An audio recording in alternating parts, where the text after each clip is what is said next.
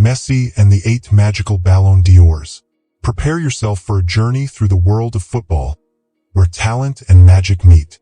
Messi, starting a new phase of his life, left everyone amazed with his 8th Ballon d'Or, caused anger in others, and a lot of controversy in the world of football, but undoubtedly a spectacular start at his new club in the United States of America. After overcoming the adaptation period, the Messi we know shines again on the streets of Miami. Currently at Inter Miami, in the United States, the Argentine won the award after being the winner in 2009, 2010, 2011, 2012, 2015, 2019, and 2021. Messi has 3 more Ballon d'Ors than the star Cristiano Ronaldo, who is the second player on the list of biggest winners.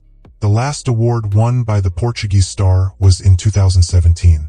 The number 10 had already been elected the best in the world at FIFA The Best 2022, and was favored by major analysts to take this great prize home. Messi's 8th Ballon d'Or marks an era in football. A reign of 14 years between 2009, when the Argentine won the award for the first time, and 2023, when he was again elected the best football player in the world.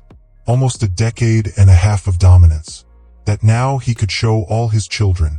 In 2019, when he was crowned by France Football magazine for the 6th time, Messi praised the fact that he could go to the ceremony with 2 of his 3 children.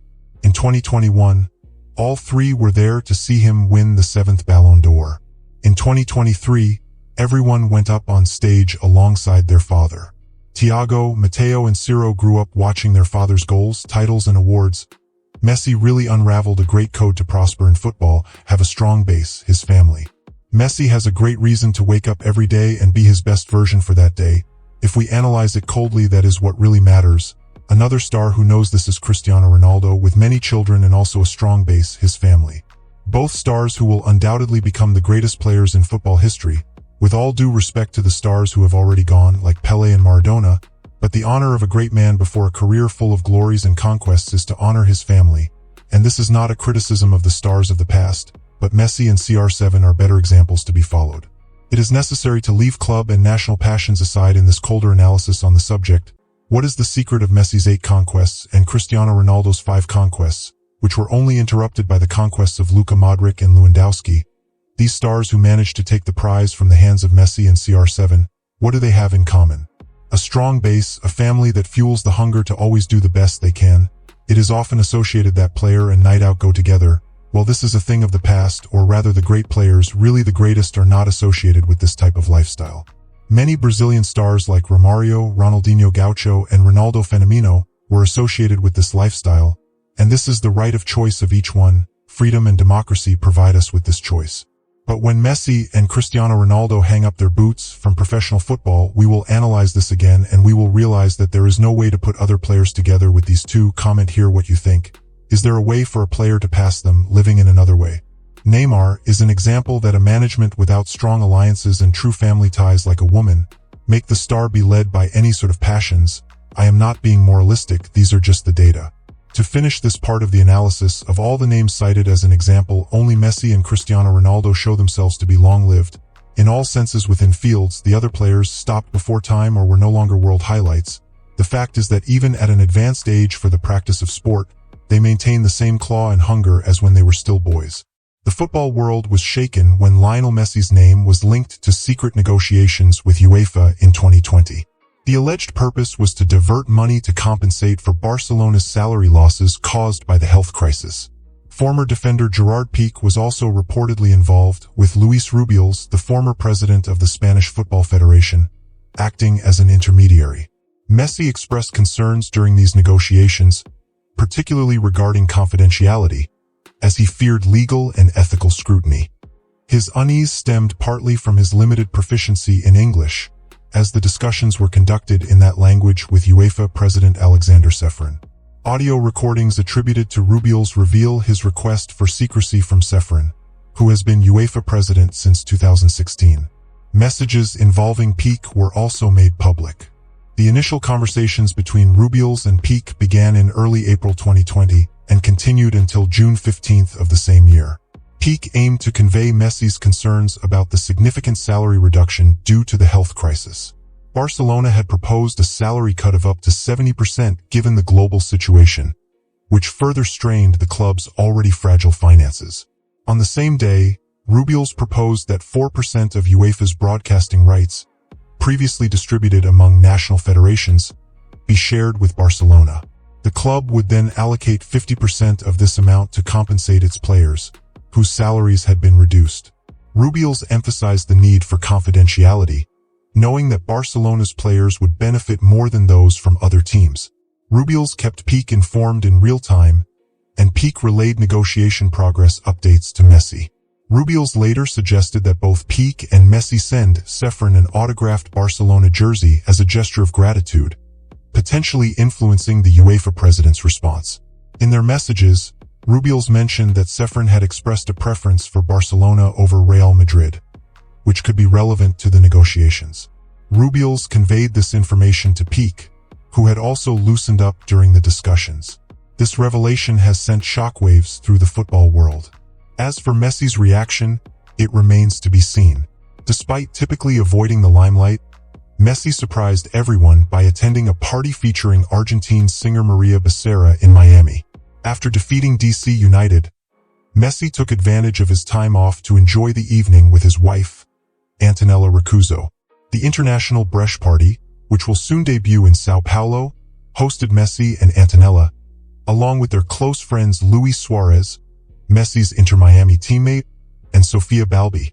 Videos of the players enthusiastically singing along to Becerra's hits quickly went viral on Argentine social media. Messi has once again been called up to the Argentine national team. Approaching his 37th birthday, he will lead Lionel Scaloni's squad in the Copa America, scheduled for June and July in the United States of America.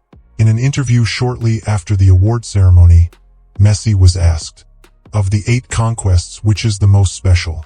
Messi, of course, treats each award won in the same way, and he cites Barcelona and the Argentine national team. The truth is that they are all special. They are 8. They have a special meaning because in the midst of these recognitions, there were various types of situations.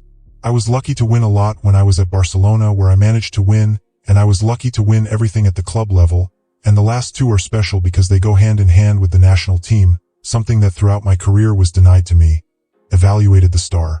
The triumph of the Argentine, however, does not seem to have been a unanimity among football fans scattered around the world. In a survey promoted by the Spanish newspaper as, for example, 85% of internet users pointed out that Messi did not deserve the honor, while only 14% said he should have won, 1% said, it doesn't matter. In the same election, it was also asked who should have taken the trophy instead of number 10. In this question, Erling Haaland from Manchester City easily took it with 69% of the votes. Next, the newspaper asked if, after winning the 8th Ballon d'Or, Messi could be considered the greatest player in history. 65% of voters said no, 32% said yes, and 3% said it doesn't matter. Finally, the vehicle questioned who is the greatest in history without counting Lionel, and a Brazilian one. See how the ranking turned out. 1. Pelé 29%. 2. Maradona 24%. 3. Cristiano Ronaldo 19%. 4. Di Stefano 19%. 5 other 7%. The poll had about 5,000 votes when this percentage was calculated. Of course, depending on where the vote is taken, the data can vary quite a bit, but reaffirming what I already said, neither Pelé with 3 major world titles and 7 Ballon d'Ors nor Maradona with 2 world titles maintained their best level on the field due to other factors, but also due to many off-field confusions.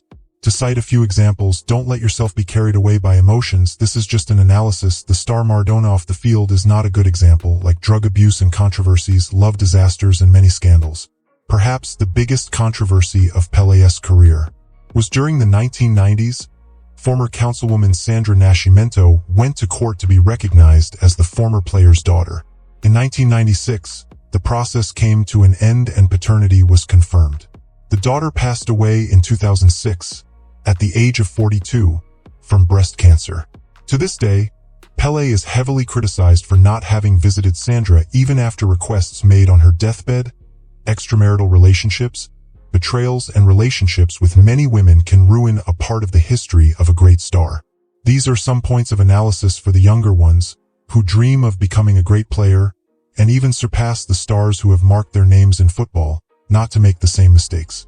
But you might think that you can follow what fashion says. There are great chances that you will be more in the crowd that will not reach the first places. Men of great example like Messi and Cristiano Ronaldo have already left the trail you just have to follow. Lionel Messi's trajectory is a journey of overcoming, talent, and dedication. He closes another brilliant chapter in his career, proving that he is the undisputed master of football. The Ballon d'Or award is the crowning of a player who transcends borders and makes the world fall in love with the sport. The Argentine Messi has left his mark, and now it's time for the young people to take the baton and continue the story. This was the 8th Ballon d'Or for Messi, a genius who reserved his best version for the end. I am very grateful for your company so far, and I will meet you in the next video.